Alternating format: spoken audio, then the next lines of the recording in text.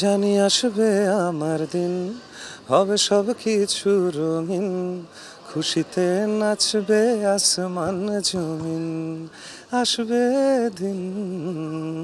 তুফানের জোয়ার এখনও চলছে এবং এই জোয়ার কিন্তু আসলে বাংলাদেশ ছাড়িয়ে বিশ্বে ছড়িয়েছে এবং ভারতেও, আমাদের পাশের দেশ ভারতেও কিন্তু তুফান দেখা যাচ্ছে। এবং তুফান সিনেমা দেখতে গিয়ে আমার যেটা ব্যক্তিগত এক্সপিরিয়েন্স হয়েছে, একটা গান এত বেশি ভালো লেগেছে এবং এত বেশি রিলেটেবল, আমার মনে হয় সবার সাথেই রিলেটেবল।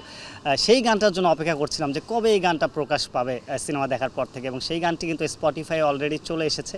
তো ধৈর্য ধারণ করতে পারলাম না, এই গানটি কে গেয়েছে তাকে নিয়ে তো অনেক ইন্টারেস্ট ছিল এবং তার সাথে একটু কথা বলবার সুযোগ পেয়েছি। আজকে আমাদের সাথে রয়েছেন জানি আসবে আমার দিন এই গানটির যিনি ভোকাল, আমাদের সিঙ্গার রেহান রাসুল ভাই। ভাই কেমন আছেন?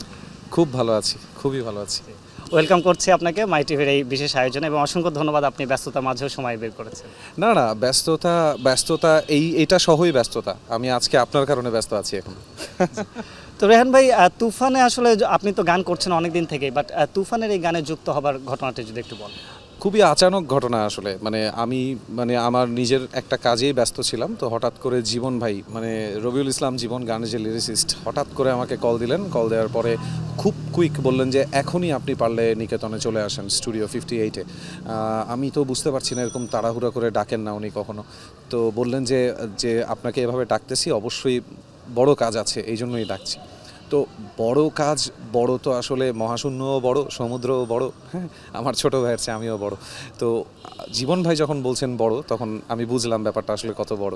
তখন দৌড় মেরে চলে গেলাম, ওখানে গিয়ে দেখা হলো নিধি ভাইয়ের সাথে, আরাফাত মহসিন নিধি, যিনি এই গানের বিজিএম করে, যিনি এখন সুপারস্টার লেভেলে আছেন আমার মতে। I enjoyed the BGM so much, ওই জায়গা থেকে বললাম।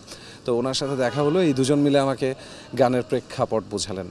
তো ওই প্রেক্ষাপটটা যখন বুঝছি, যখন তুফানের জন্য করছি, তখনও আমার মাথায় আছে যে গানটাকে কিভাবে চরিত্রায়ন করা যায়, কারণ ইটস আ চ্যালেঞ্জ।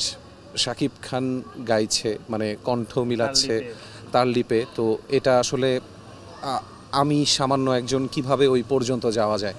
তো তখন কনফিডেন্সটা আমাকে দিল যেটা, সেটা জীবন ভাই এবং আরাফাত মহসিন, এই দুজনই বললো যে দেখেন, আমি আপনাকে এমনি এমনি ডাক দিইনি, আপনার এই এক্সপ্রেশনটা আছে, আপনি এভাবে গাইতে পারবেন বলেই আমরা দুজন মিলে চিন্তা করি আপনাকে ডাকছি। এবং যখন গানটা গাইলাম, তারপরে ওই দিনই প্রেক্ষাপটটা এত সুন্দর করে দুজন মিলে বুঝালো। গাইবার পরে গানটা পাঠালাম, রাতের বেলা রেকর্ড হলো, রাত্রে 12টা-1টার দিকে। দুপুর 12টা-1টার দিকে খবর পাইলাম যে ওকে ডান, ফাইনাল, রায়হান রাফির পছন্দ হয়ে গেছে।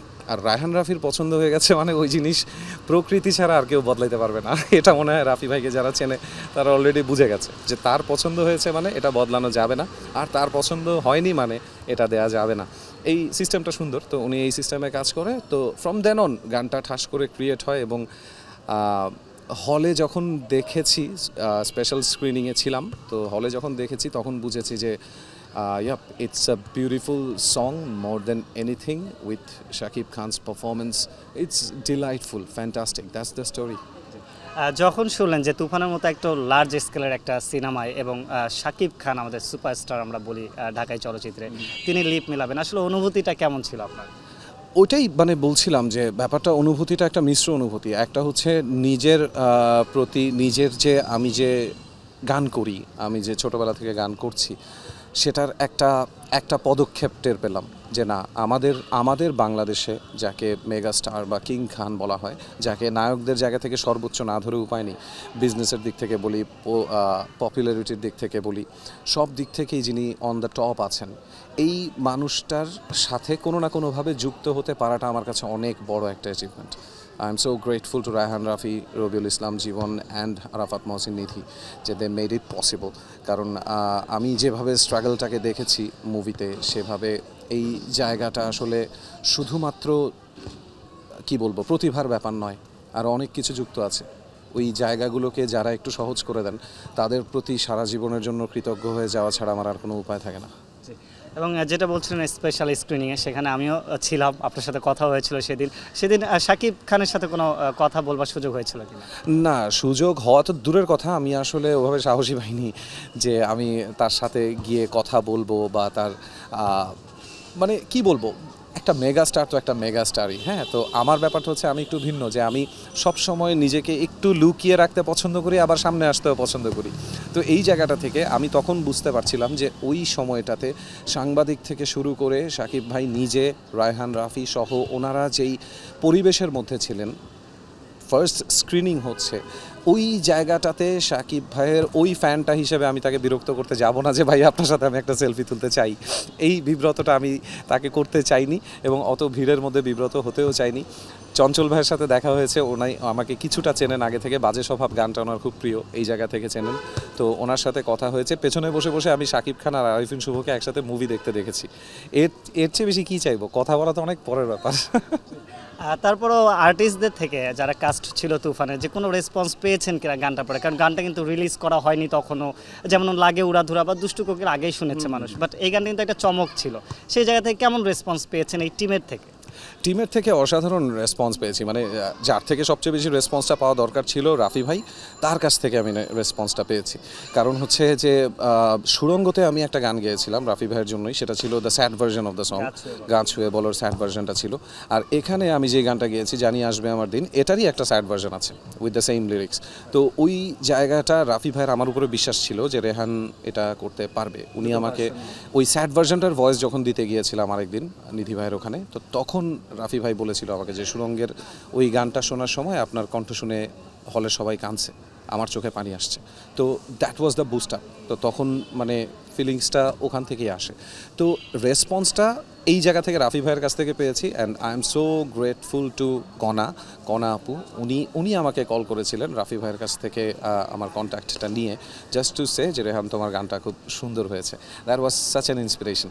বড় বড় শিল্পীরা যখন আমাদের মতন নতুন বা চেষ্টা করছে এমন শিল্পীদের পাশে একটু হলেও দাঁড়ায়, একটু মাথায় হাত বুলিয়ে দেয়, অনেক অনেক সুন্দর একটা ব্যাপার। So highest level of response এটাই বলবো আমি। আর দারুণ বলেছেন। এবং আসলে গানটা রিলিজের পর থেকে আমি সোশ্যাল মিডিয়াতে দেখছিলাম, এবং আসলে আমার নিজেও গানটা এত ভালো লেগেছে, আমিও খুঁজছিলাম। এবং অনেকেরই আমি কমেন্ট দেখছিলাম যারা সাধারণ দর্শক, যেই গানটা খুঁজছে যে জানি আসবে আমার দিন কবে আসবে, এই বিষয়টা আপনারও চোখে পড়েছে কিনা? অবশ্যই চোখে পড়েছে, বাট যেহেতু কিছুটা হলেও আমরা অভ্যন্তরীণ মানে পার্ট অফ টিম তুফান, তাই আমরা সবাই জানি যে শাকিব খানের যেই প্রেজেন্সটা ছিল ট্রেইলারে, ওনার যেই গ্যাংস্টার লুকটা ছিল, এটা ব্যতীত যে শাকিব খানের আর কোনো লুক আছে, এটা পরিচালক এবং টিম তুফান এটাকে কিউরিওসিটির জায়গায় রাখতে চেয়েছে, এটাকে সারপ্রাইজের জায়গায় রাখতে চেয়েছে, যেই কারণে গানটা সুন্দর হোক, প্রেজেন্টেবল হোক আর যাই হোক, আগে প্রচার করা সম্ভব হয়নি। আগামীতে প্রচার হবে, আর মূলত হচ্ছে হলে মানুষের ভালো লেগেছে, সফলতা বোধ হয় ওখানেই। এখানে একটু একটা কথা না বললে না, একটু সমালোচনাও হচ্ছে বিশেষ করে কোরিওগ্রাফি নিয়ে, যে অনেকেই বলছেন যে ডানকি সিনেমার লুটপুট গায়া থেকে একটু ইন্সপায়ার্ড কিনা। এটা নিয়ে আপনার কোনো বক্তব্য আছে কিনা? এটা নিয়ে আমার বক্তব্য তো আসলে অনেক আছে, কিন্তু সব কিছু বললে বেয়াদবি হয়ে যাবে। প্রথম কথা হচ্ছে যে আমি একটু মজা করেই বলি যে মানে বিয়ের সাজ থেকে শুরু করে হেয়ার স্টাইল পর্যন্ত বলিউডের কে ফলো করা, বলিউড থেকে ইন্সপায়ার্ড হওয়া মানুষগুলোর মুখে এই কথাগুলো খুব হাস্যকর প্রথমত।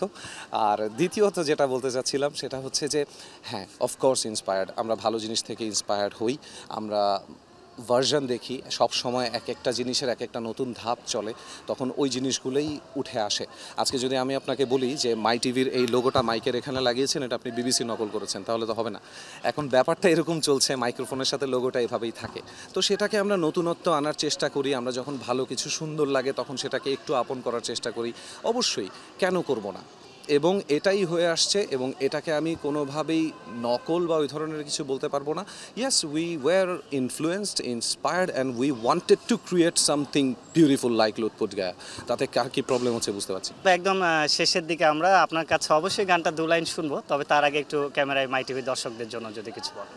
আচ্ছা, আমি মাই টিভির দর্শকদেরকে বলবো যে থ্যাংক ইউ। আমার এই মানে ইন্টারভিউটা বা এই কথাগুলো আপনারা শুনেছেন, দেখেছেন, যদি ভালো লেগে থাকে তাহলে তো খুবই ভালো, আর যদি খারাপ লেগে থাকে আমি আবার কিছু বলবো না, আপনাকে লাগতেই পারে, আপনার কাছে খারাপ আপনাদের ব্যাপার। তো thank you so much, and thank you Arif ভাই ফর দিস বিউটিফুল থিং। আমি গুনগুন করেই গাই, আশেপাশে প্রচুর লোকজন, ওই জন্য ওই 4টা লাইনই শোনাই। জানি আসবে আমার দিন, হবে সব কিছু রঙিন, খুশিতে নাচবে আসমান জমিন, আসবে দিন